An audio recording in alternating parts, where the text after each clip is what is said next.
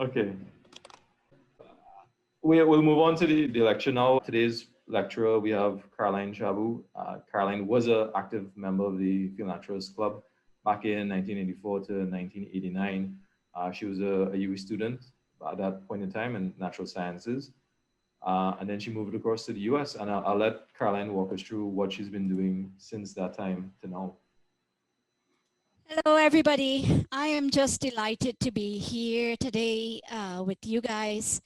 I left Trinidad in 1989, but before that, while I was at UWI, the field naturalists and UWI were two crucially important parts of my life.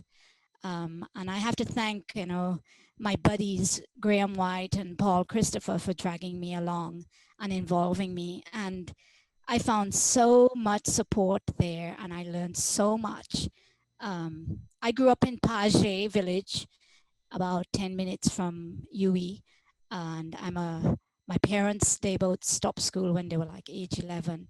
So for me to do what I did and for the field naturalists and UWI to kind of explode my brain about what was possible and where I could go was just phenomenal. So it's kind of overwhelming because I said goodbye and thanks back in 89, but really literally I'm seeing my life flash before my eyes today because it kind of gives me pause to assess the road I traveled since I left Trinidad and what I did. And pretty much the way the field naturalists and the people around me at that time taught me to see the world still very much informs what I do, the research I choose to do, and the stories I choose to tell. I can't say enough about how profound the natural history part of my early time in Trinidad still affects what I do 30 years later. I had hot feet. I was all over these places, hiking all over Trinidad and Tobago.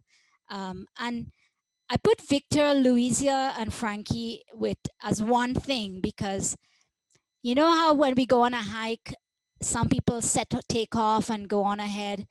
The bird watchers stop and pause. I was in the last group with these guys, and their collective brain power was just so amazing to be around and be immersed in the field when they found something, some plant, and collectively they were trying to suss it out and figure out what it was. It was just a priceless kind of education. When you could touch and feel and they made you smell the plant, it was really something completely different from being in a lab. So I have a lot to thank, to be grateful for the way I see the world now. So in this talk, I will emphasize natural history. I don't want to get too deep into the algorithms that we use to do phylogenies or the types of microscopes I use or some of the genomics projects I'm now doing. I will focus on the natural history. So if you come out of this in 1 hour, knowing what systematics is or having an idea of how we observe and collect data from the natural world and extract patterns and then make observations and then use those observations and to go back out in the field and test those observations, that will be one achievement for me. And if you know what leaf beetles are and you can start looking for them on the next talk, I would be really happy. Those are my two ultimate goals. So the work I do is embedded strongly in the work of Carl Linnaeus, who was the first person who started to classify things based on their innate features rather than as herbs or for medicines or some other thing. He was relying on the phenotype, the external morphology of things to classify, to name, and to rank. And Charles Darwin, of course, came up with the theory that allows us to understand how those things are related. So this is a doodle from one of his notebooks from the Beagle. What we do today, we have gone off the deep end in what kinds of doodles we do. For instance, this is a huge phylogeny of the tree of life of things that have been sampled on Earth. So it's kind of mind-blowing where we've come. And every time we add new species and new data types, whether it's DNA or host plants, we shake up these trees, we rearrange things, we refine things. So in systematics, the word literally comes from the word system, which is a noun, and how we organize things. But there's also a verb, systematize.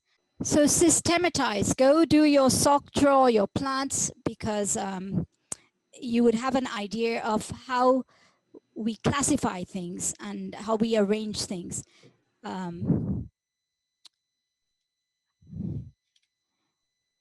So this is a tree of life of humans. And here you can see both the evolutionary relationships, and you can see how we classify things into genera, into tribes, subfamily, family, superfamily. And all of this is based on the features of the organism. Most of the time we're using morphology and some biology, but more and more we're adding new kinds of data. And the similarity can be a little bit confusing, and what evolutionary biologists want to use is similarity that is based on shared ancestry. We can make errors because of similarity due to convergence or some kind of parallelism, but we really want to zoom in to clue in on the shared ancestry part. So this, there's a difference between a random collection of things and a systematized collections of things. So these are all beetles, and if I were to systematize it, I would identify them to families, to genera, to species. If you go to a museum and open a specimen drawer, they would be arranged and curated in a certain formal way. So the collection too acts like a library, because you can go to specific drawers in the museum collection and find certain things. I suppose there are going to be some UE students attending this talk, so I'm going to speckle my talk with what is on my bookshelf, with tribes and with the books that I have that can deepen the reading for anyone who's interested. You can go look. I highly recommend some of these. So what do systematists do? So I'm a systematist. That's what I'm trained to do. I have a master's degree, and I also have a PhD from Cornell University. And then I did 2 postdocs. Then I got a faculty position. So I'm trained in all of these types of work that systematists do. And in a long career, you can drift from one type to another type, depending on where your interests, your grants, and your collaborators take you. Now we have an online digitized catalog of life. And you can go there every day and check how many new species on Earth has been discovered and what do we know. At this point, we know about 2 million named species. Of course, we know many more. People believe, some researchers believe there are about up to 6 million. Some other researchers believe up to 30 million. It varies widely. But we can think we have many new species, but it takes a lot of work to actually describe species. And to describe a new species, you have to know what exists before. So you're putting a new species in the context of what is known. One fundamental issue about life on Earth is that of all the species that we know, the 2 million named things, almost half of that are insects. It's pretty remarkable. This world, we think of it as a certain way. It's actually the insects that rock this planet. And beetles, even worse, beetles account for 1 in 4 animal species on Earth. That says something remarkable about life on Earth. Why is it dominated so by insects and by beetles? So I work particularly on the phytophaga. It's highlighted in red at the tip of the beetle tree of life. And phyto meaning plant eating, throughout the beetle tree of life, there are other families that eat beetles, that eat plants. But Phytophaga, this gigantic clade of more than 120,000 species of beetles, they specialize on plants. So this group, Phytophaga, comprises the weevils, where they have the long and short snouts, the cerambicids. In Trinidad and Tobago, we have the spectacular harlequin beetles. And then the chrysomelid leaf beetles. Very colorful animals. They range in size from small to medium sized. There are unique aspects to their antenna, the way it's inserted onto the head, things about the mouth, certain aspects of their genitalia and their feet, the way their sections of their feet are connected. That makes them a chrysomelid. And the name comes from chryso, meaning gold. And this is a spectacular group to work on. There are more than 40,000 species. So any kind of problem I could want or imagine to do with biodiversity, I can do it with this group. It's ancient. It's been long associated with plants. It's the hypothesis that it's co-evolved with plants. There are good chrysomelids and there are bad chrysomelids, the pest guys. And some of your common pests are the corn rootworm, potato beetles, they're invasive beetles. It is estimated that the corn rootworm in the United States costs over $1 billion a year for control. So it's a remarkable group, and I can tell you every crop in Trinidad has some kind of chrysomelid pest on it. And when you see these remarkable, shiny, colorful adults on a plant, it is likely to be a chrysomelid. What part of being colorful in nature, we know, is that it's advertising some kind of distastefulness. And this is a clue to some kind of revolting, noxious chemistry. One project I do is in Southern Africa with sand bushmen who use these beetles, particularly the larval stages that they collect from underground. They use it to hunt game animals. They squeeze the juice of the beetles on the hunting arrows that they use. So it's quite a remarkable system. I'm not going to go into it now. If you can ask me more at the end. But I want to focus on the fieldwork because I know this is a crowd that is actively in the field as often as you can get out.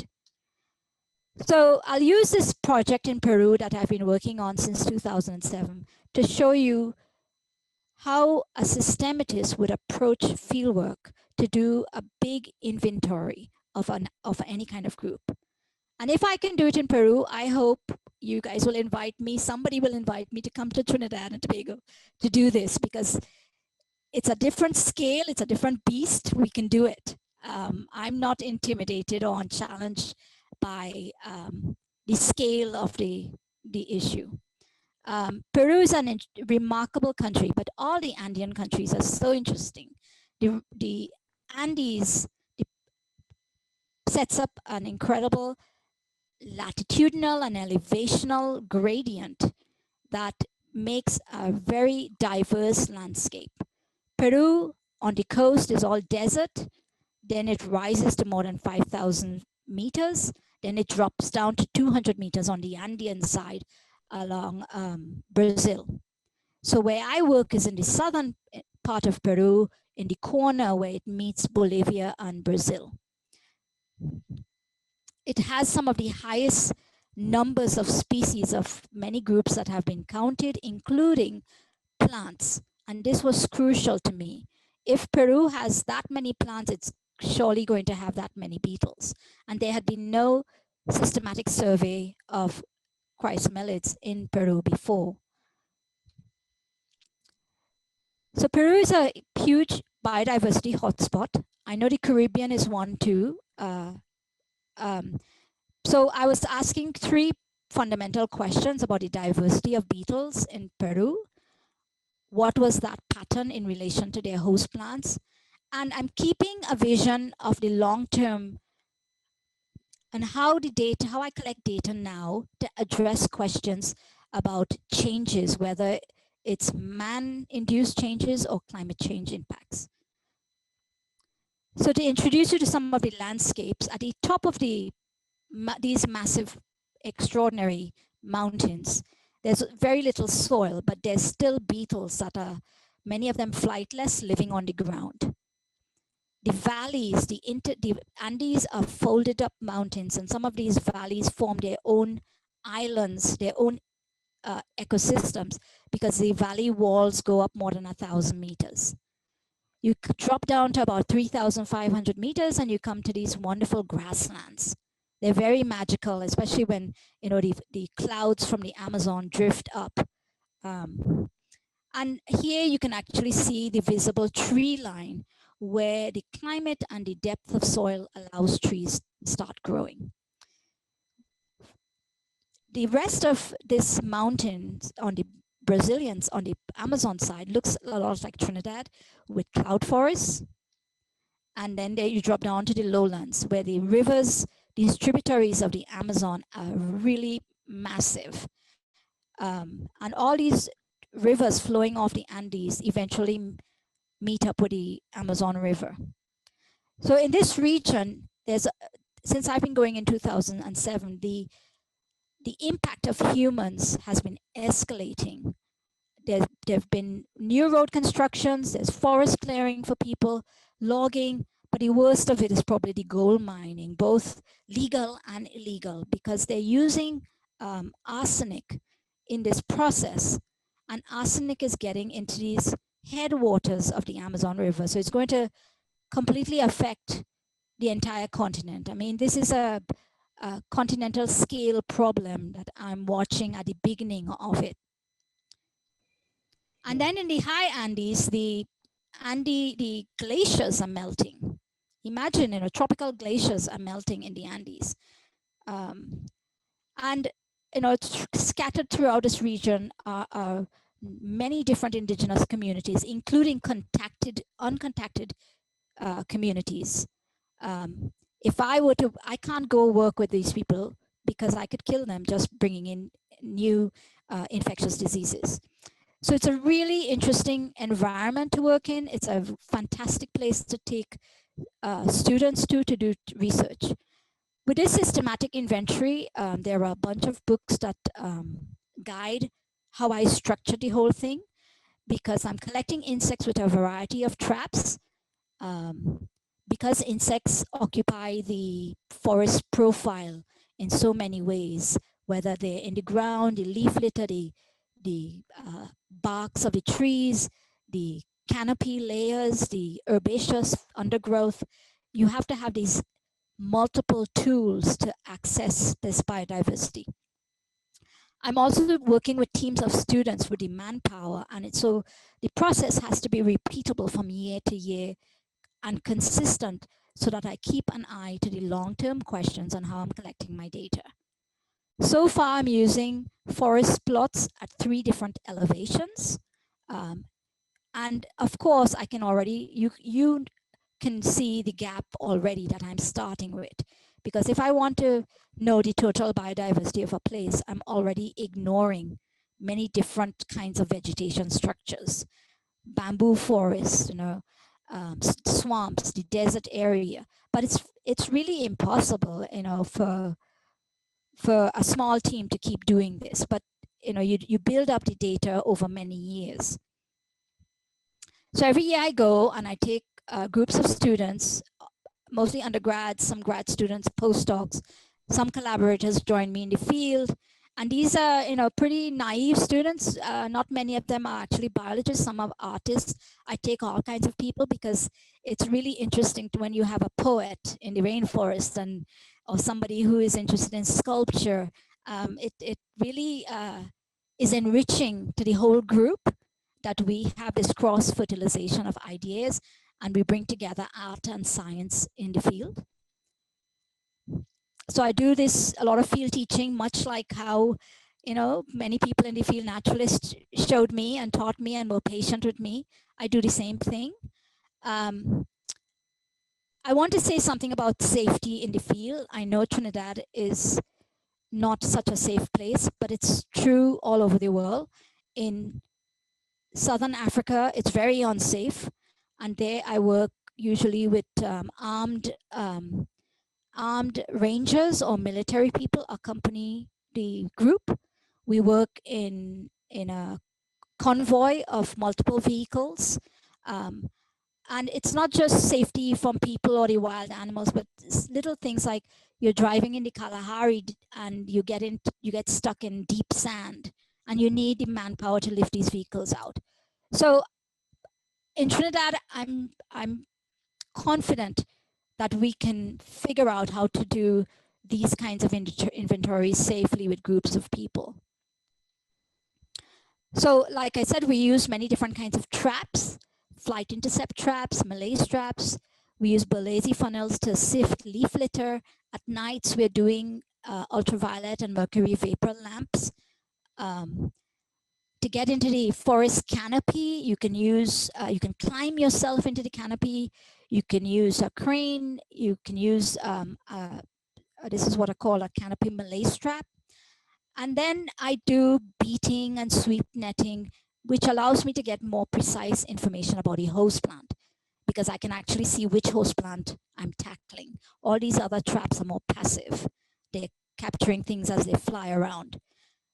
We collect a lot of material, and when you process specimens in a museum, they come in these bags of ethanol that we transport from Peru to the United States.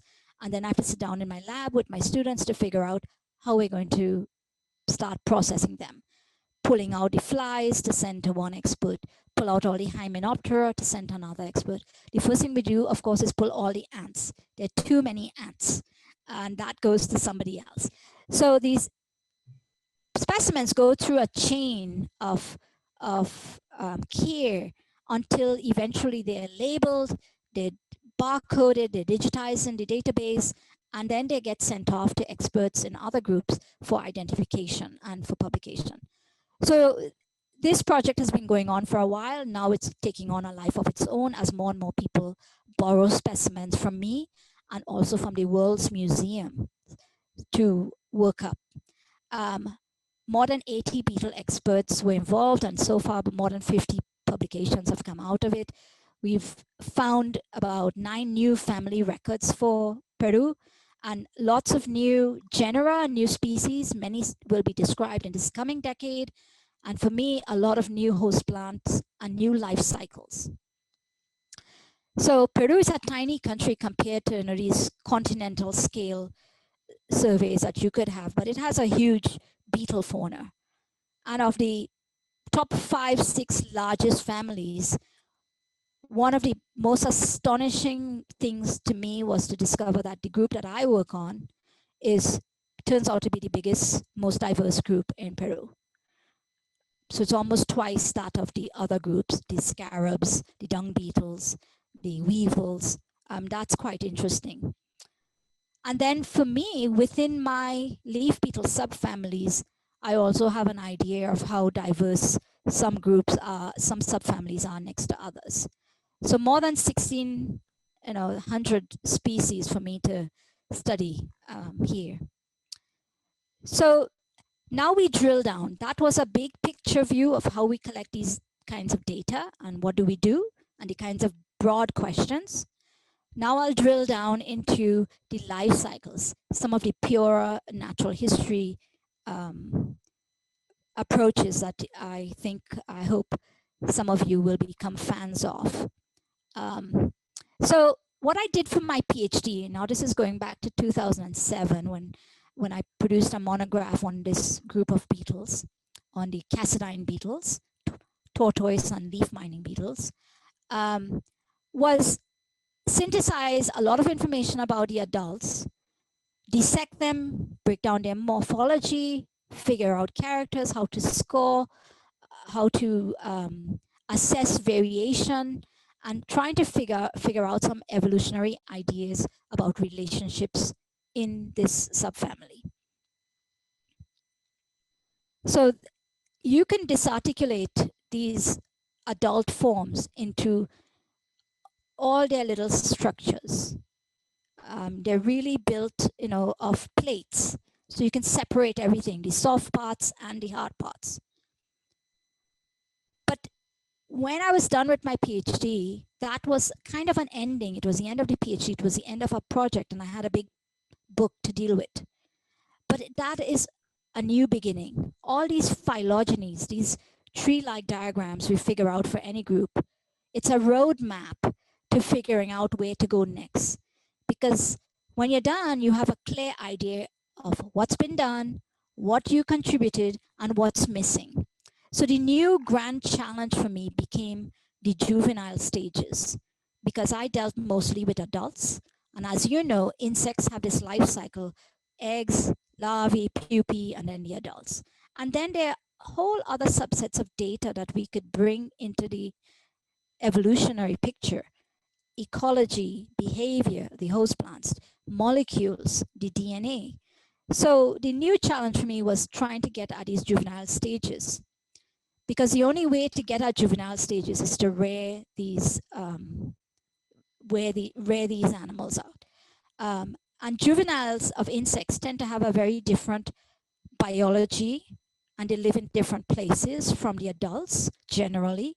In my guys, the female lays the eggs on the host plants that they feed on. So I'm lucky in that once I find the host plant, I can I can find more of the other stages.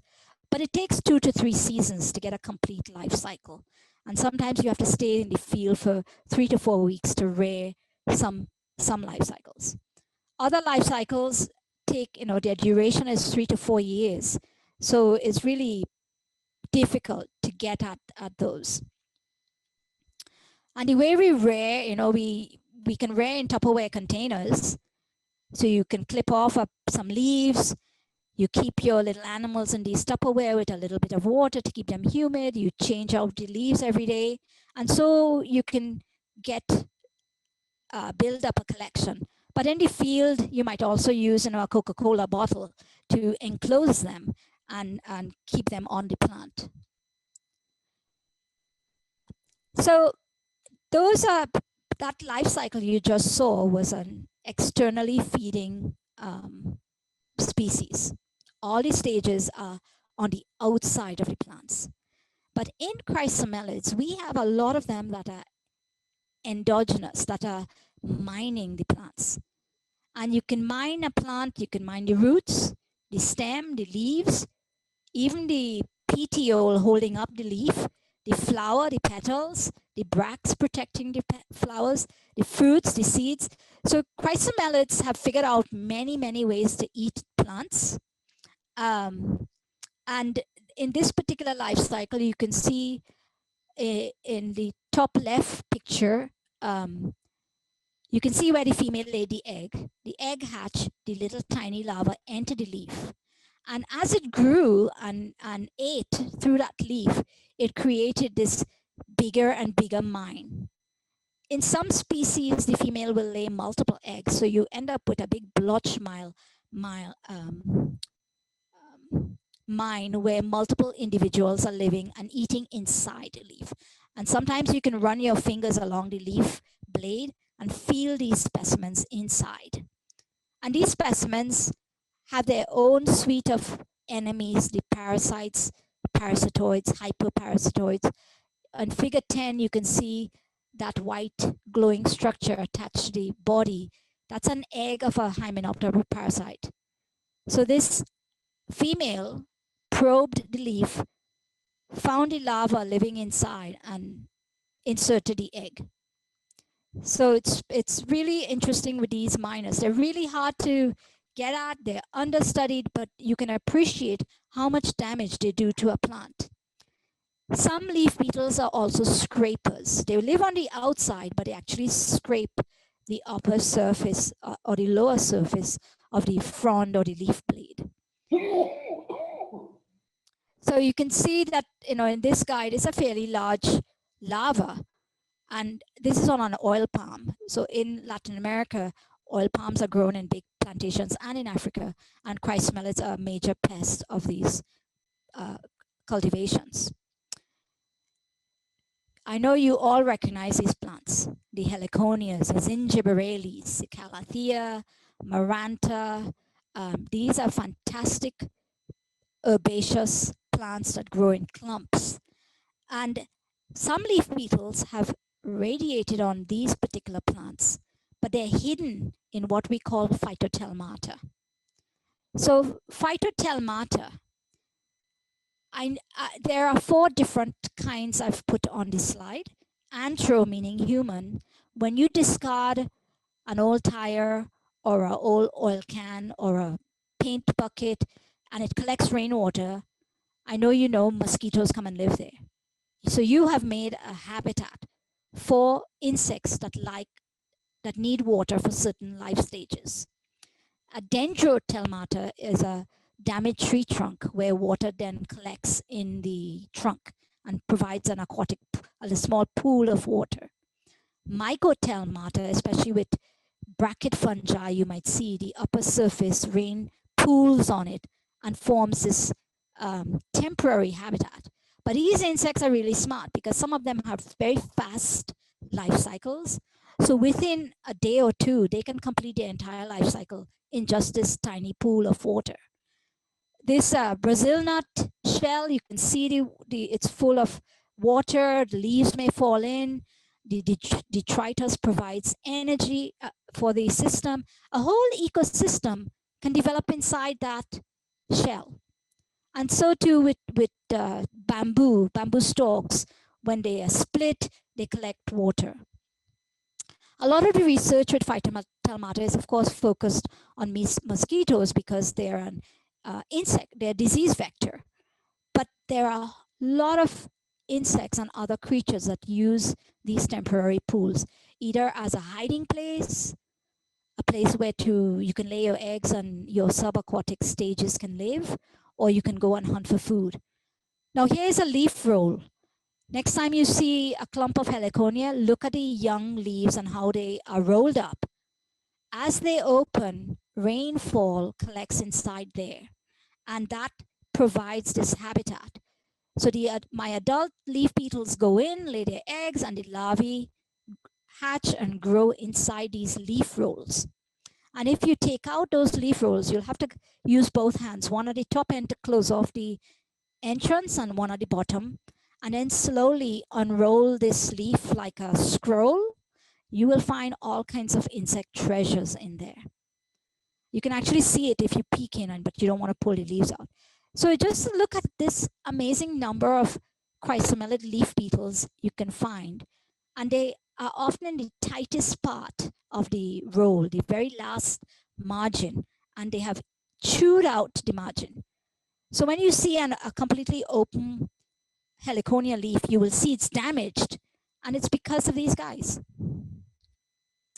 So the bracts are these big colorful structures around the flowers. The flowers are these small little bits poking out. They also collect water.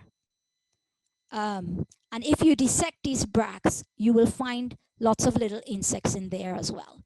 So these plants have two types of phytotelmata. The bract pool, which is more open and exposed, and the leaf roll.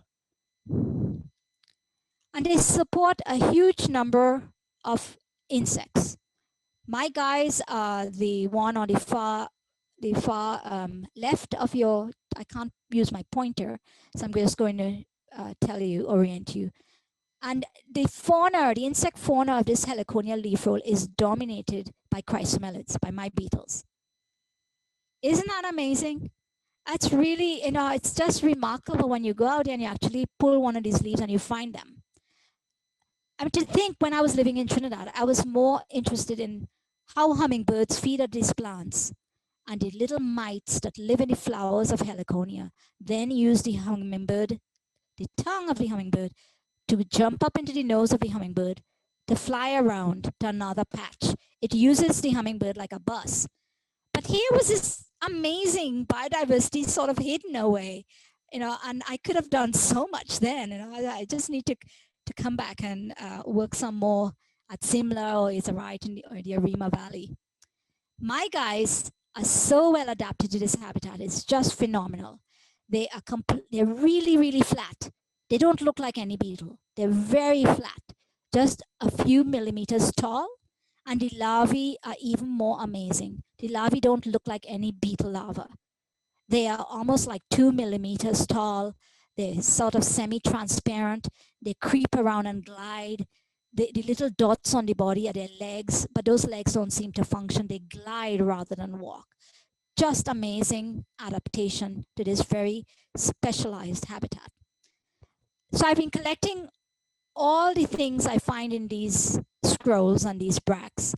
And while I'm interested in the beetles, there are other things living there. So now I'm farming out the subsets of specimens to other people. And we have a paper that will come out within the next month on the Diptera, the fly larvae found in these habitats. We've also found a lot of new species of beetles in these habitats. And in the top picture of the adults of these beetles, I don't know if you can see how big those beetles are. They are less than they're about 1 millimeter long. These are the world's tiniest beetles. They're called teleids. And when you would probably never see them.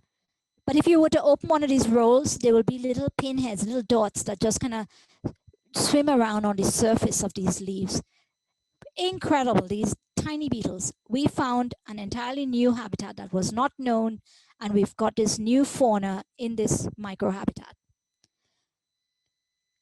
So I introduced you to mining beetles. I've introduced you to scraping and cryptic feeding beetles. But most of you would know the exposed beetles because you see them. They fly around. They're big and colorful. Living exposed in any habitat is very dangerous.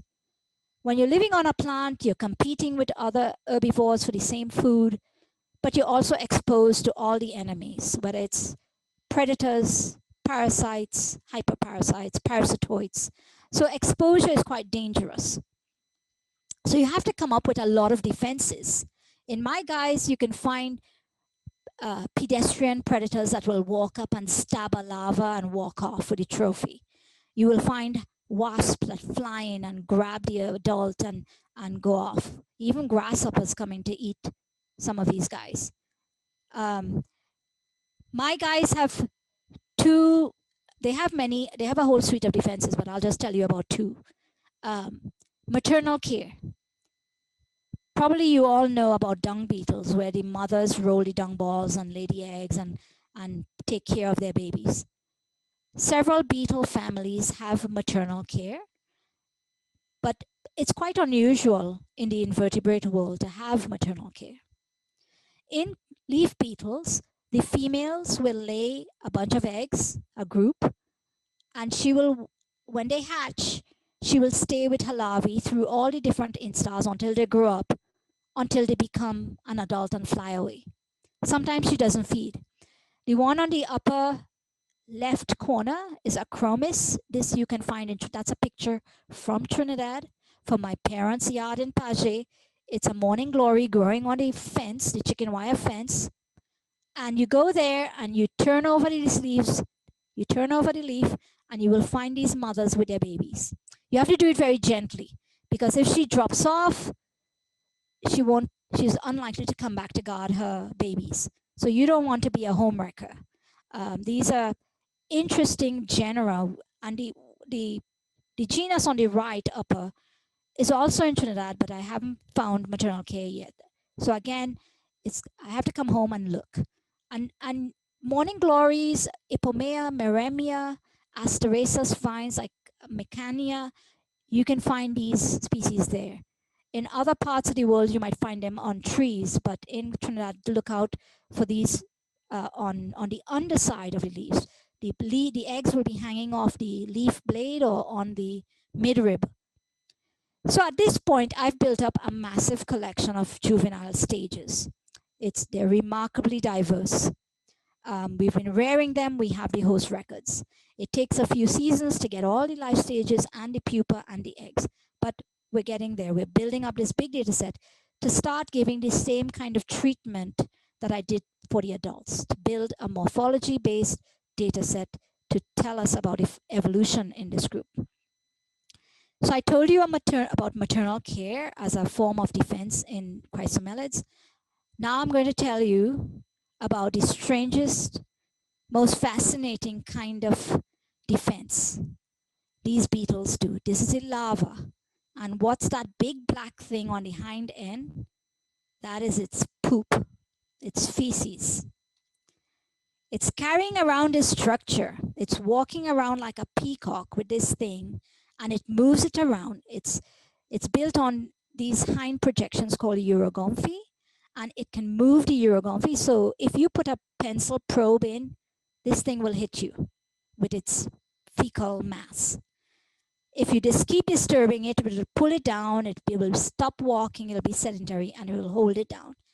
It's really a very elaborate structure with a central scaffold with all these fecal pellets hanging off. And if you break off parts of it, it can repair it. In these guys, they have, I don't want to turn anybody off, but bear with me. Their anus has become a long, extensible tube that they can move all over their body to rebuild the structure and decorate themselves with their own poop. And the structure, when you look at it on the phylogeny of these beetles, it coincides almost with the exophagus feeding, with that transition from leaf mining and cryptic feeding to exposed feeding. And then the maternal care is added on as another layer.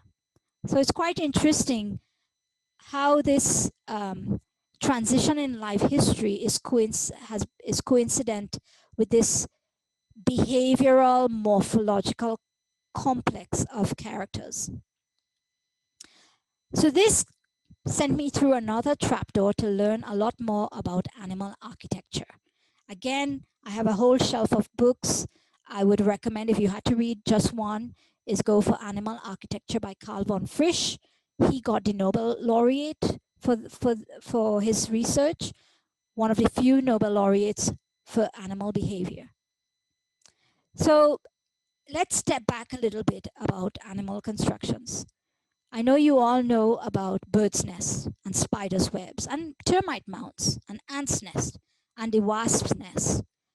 When we look at these structures, you have to think about, next time you see them in the field, think about who is building, what are they building it for, what are the materials they're using, how does it work, how long does it last. So this is what we called in my field extended phenotype. It reflects the behavior, it reflects some morphology, because you have morphology to create these structures. In things like a spider's web, it's both a home and a trap because it's being used to capture food. A bird's nest could be twigs that the birds gather or that they knit together. But as you know, some hummingbirds go and gather spider's webs. So they go and capture someone else's construction and then integrates it into their own construction. So they use the secondary materials. These kinds of structures can be built by an individual or a colony, like a wasp nest or a termite mound. In a termite mound, you have an entire city living underground, and the mound part that we see is just a small part of this city. But then think of your caterpillars, your bagworms. That's one individual carrying around structures. So it's a really fascinating kind of area of biology, this natural history that tells you so much about how animals deal with their habitat and overcome challenges of their habitats. In terms of my guys, they're recycling their feces, but they're also using some other structures. They can integrate trichomes from the leaf hairs from a leaf. They might have plant chemicals because they're eating the leaves and they're passing waste through their bodies, but that might still have nasty chemicals from the host plant. Some of them seem to have some kind of fungi growing in them, so they might be providing a habitat for somebody else. There's, of course, bacteria living in poop. And so that's a larva, and it's carrying around the structure with the exuviae. Exuviae are what you call the cast skins. You know how some animals grow, they shed their exoskeleton and they push it aside and then they grow a new skeleton. Well, these guys keep their exuviae. The whole structure might also be just a nasty bubble that they're keeping around themselves. I don't know. We at this point, I am working with other people, with chemists, to understand the chemistry of the shields. So there's a lot of cost and benefit to these structures.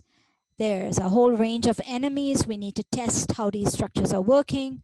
And initially, when I look at it, I can see it as a defensive structure, but we don't know if it initially originated for some other purpose, whether it was thermoregulation or to minimize desiccation. We don't know. So we'll have to figure this out. So there's going to be experimental work to be done, morphological work to be done, and the chemical work to be done. So it's going to be a nice, interesting challenge with some jigsaw puzzle pieces to work out. They're very diverse across the group.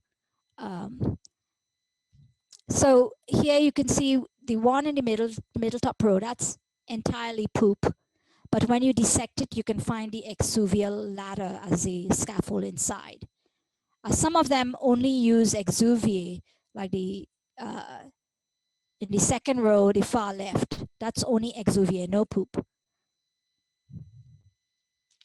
So all this data that I've been collecting, what good is it? I mean, it's fascinating to me, but my compulsion is that it also be useful.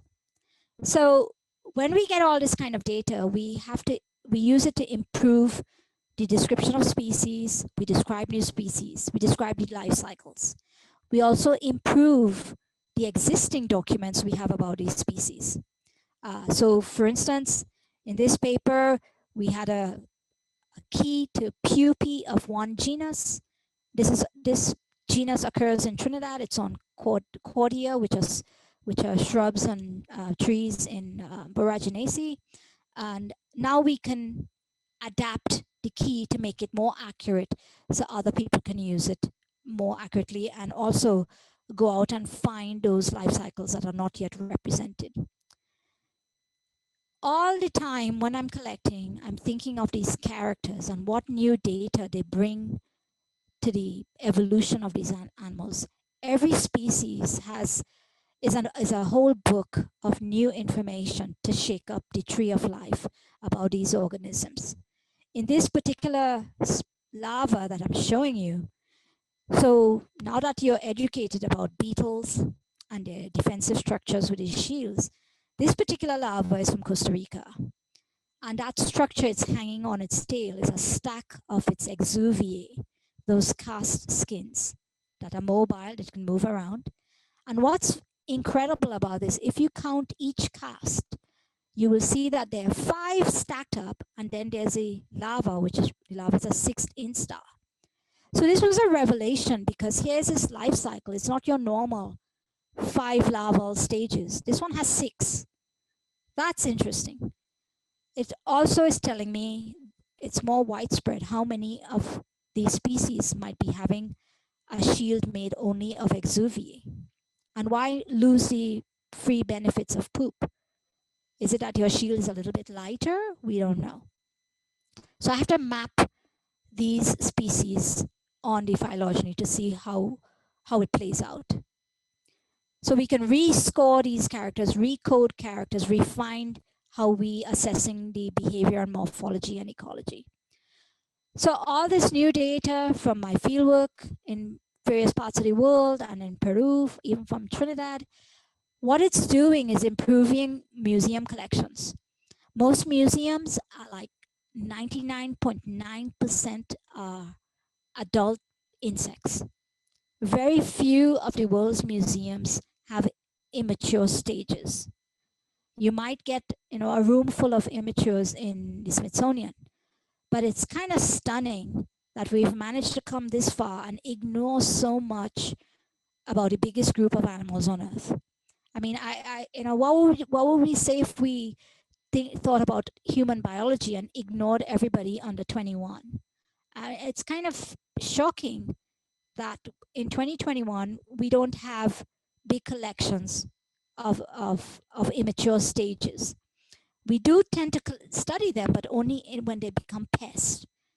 And there's a whole lot of interesting natural history to be found by studying the whole life cycle and rearing these stages.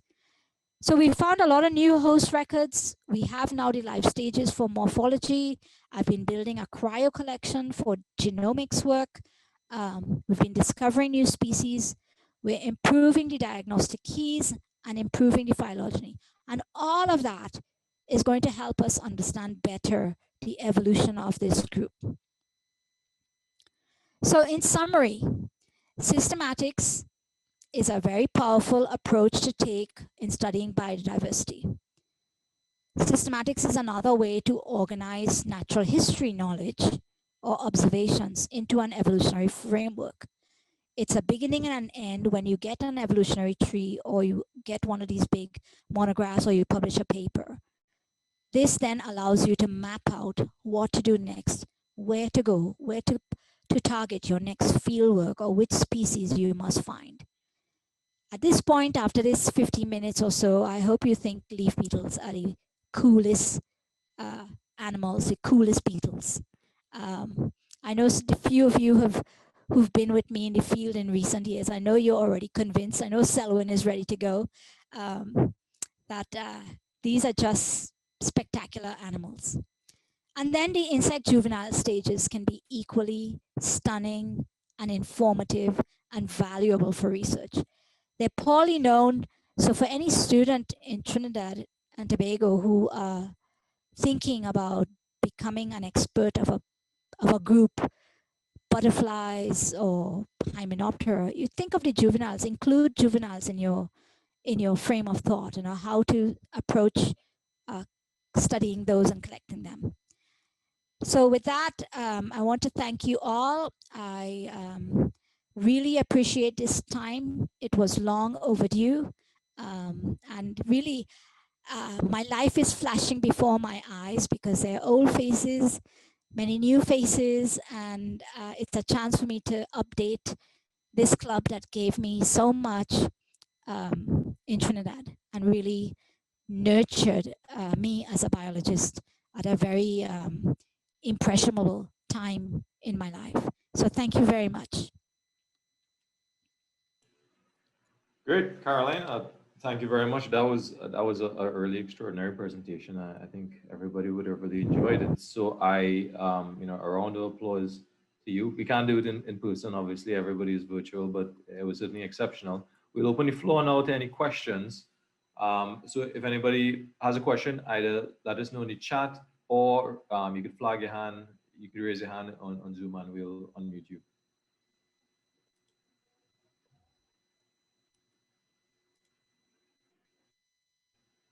I'm here.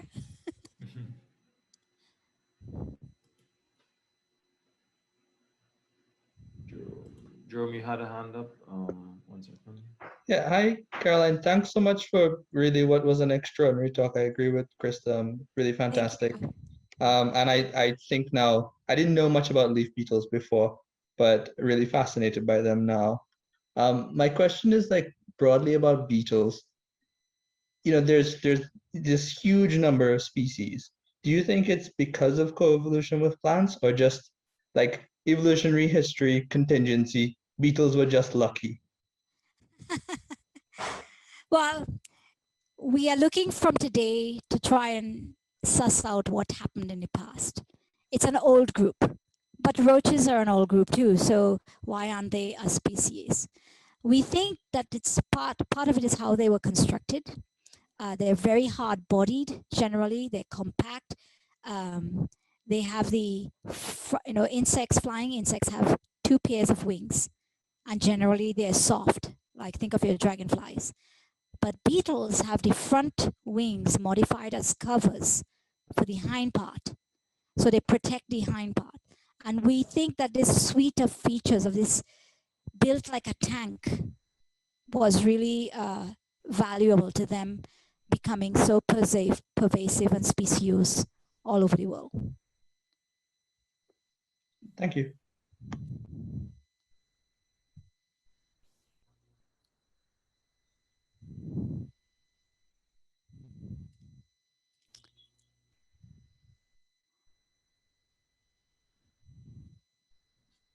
Hi, Caroline. That was amazing. Thank you so much.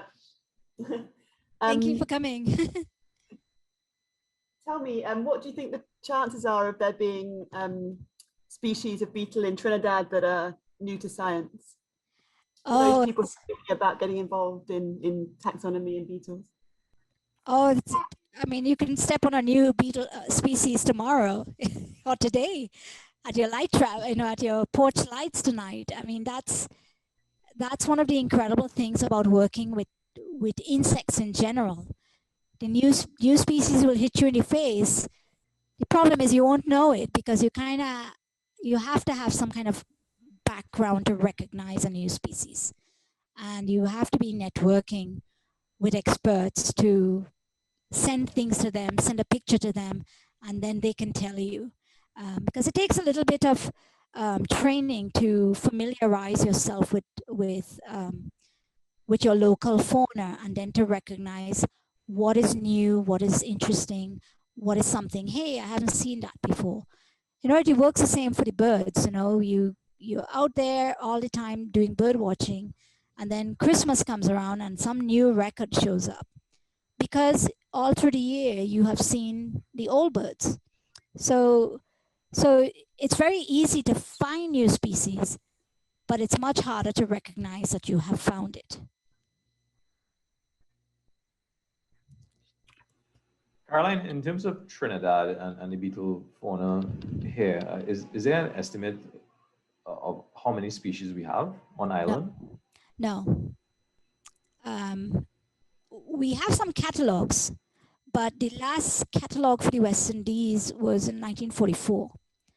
So what we would have to do for Trinidad and Tobago is to repeat what I did for Peru and assemble first all the literature that is available for Trinidad.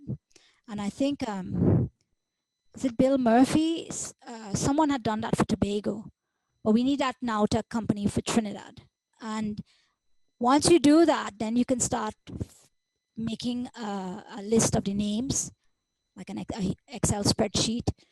Then you would update the names, because sometimes multiple people have described the same species multiple times, different names. So we need to figure out exactly what is a good species and what is a good species name, what is still valid. And so it can be done, but it will just, the groundwork can be a little bit intimidating, but you have to start. Biodiversity is, as you all know, is so important, and it's also so economically important for Trinidad. Nature-based tourism is an exploding market, and we can take advantage of all of that for the economy. It'd be good to know what we have, because a simple thing like your pollinators, you don't know what pollinators you have. Maybe you think about butterflies and hummingbirds, but you don't realize that beetles and flies also are a big group of pollinators.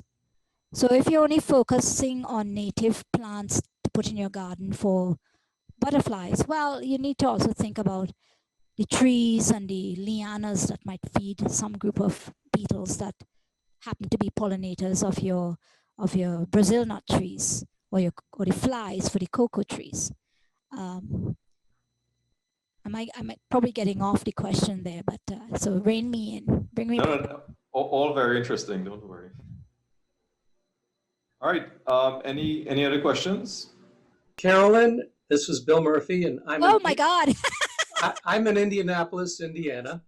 Still freezing up here. I'm in Kansas City. Oh, okay. Well, we had a brief email exchange in 2017 because I was going through the insect specimens in the University of Kansas collection. I'd made a big oval driving loop of about 3,000 miles and stopped at a lot of universities. And here I was in the middle of nowhere, and all these specimens said C. Chaboo was the collector. And I asked the curator, who is C. Chaboo? I would love to know where to get some good Trinidad food here. I think I was in my house. Yeah. Well, he said, You were gone, but you emailed me, and you were at the University of Nebraska, but living Yes. in Kansas City. And I had just come from the University of Nebraska, where I had been visiting Brett Radcliffe, Yes. who's like a world famous beetle guy. Yes. And he was civil to me, even though I'm a fly guy. You know, Oh, okay. fly people and beetle people, we travel in different circles and everything. Anyway, I am constantly bombarded by a fellow named Sean Clark Yes. at Brigham Young University to send him any chrysomelids that I collect while I'm sweeping in these marshes and swamps for my snail killing flies. Oh, wow. I've never found a chrysomelid. I don't think they like cattails and things like that very much. But they're But- there. They have. You would have to look with an educated eye. Absolutely. And since a lot of them are in the foliage, like you described so lucidly, I don't go unfurling the cattails and things. Yeah. Anyway, I just wanted to say that I've sent you a private email on the chat, but systematics can be completely overwhelming. And I thought the way you described this was brilliant. I mean, Oh, it thank was you. refreshing, lucid, clear. And you didn't get into cladistics and numerical taxonomy and things, which No, shoot me if I do. I'm delighted for that. There is a snail killing fly endemic to Trinidad, Wow. but it has been demoted to a subspecies. Are these sciomyzids? Well, sciomyzid is how the British call it. I call it Okay. a sciomyzid.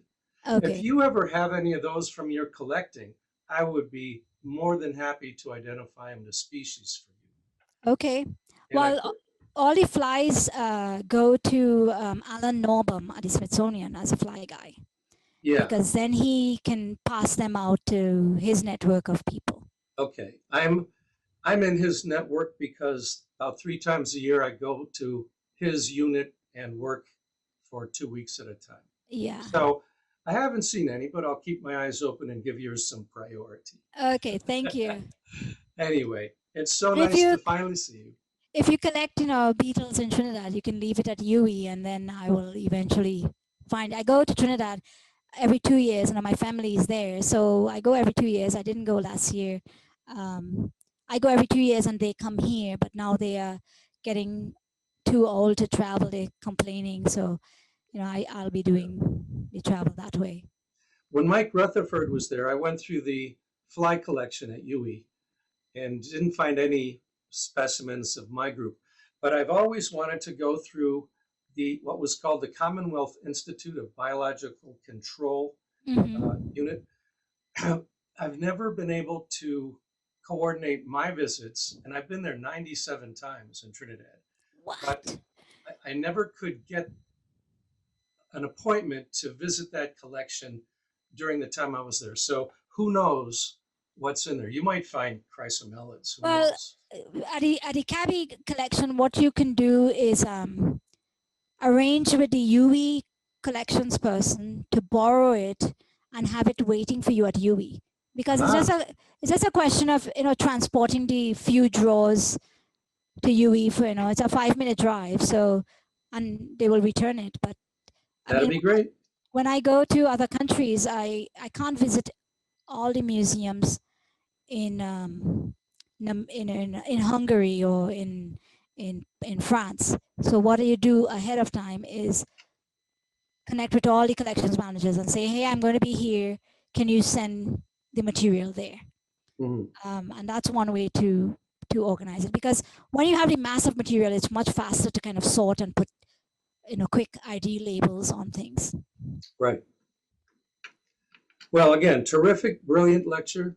Very Thank you. glad that these Zoom meetings allow me to be in Trinidad, so to speak. Well, nice to see your face after all these years. You too. All right. Thanks a lot, guys. Anybody else? Going once, going twice. All right. Well, again, Caroline, thank you very much. And thank you to everybody for coming out this afternoon.